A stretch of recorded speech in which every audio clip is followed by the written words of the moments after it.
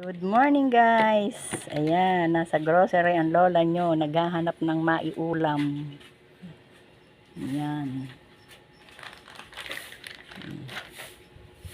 Hirap mangonsume ng ulam araw-araw. Grabe ka.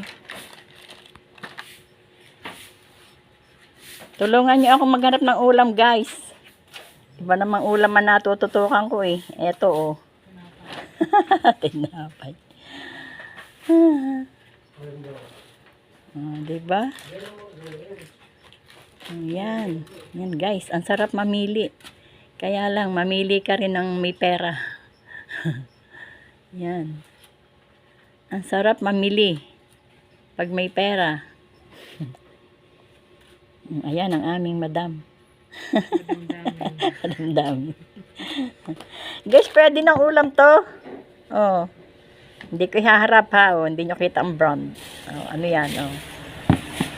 Oh, diba? Oh. Ayan, tama na yan. Dilata.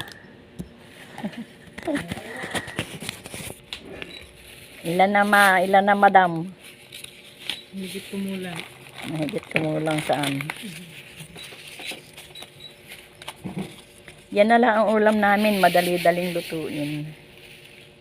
Kasi magbabayad pa ako kay Belia ng manok.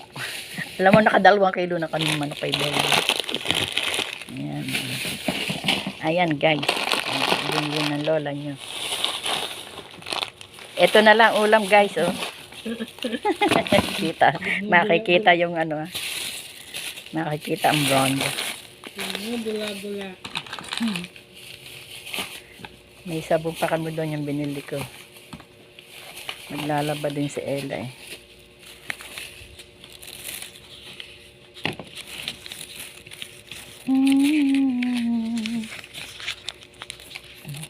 Ayan, ang daming candy guys.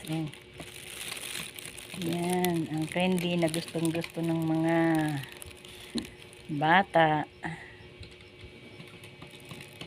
Kung aking apo, #1 din sa candy. Yung anak ni Bernok.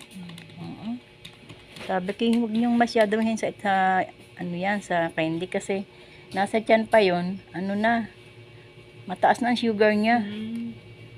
Nasa tiyan pa.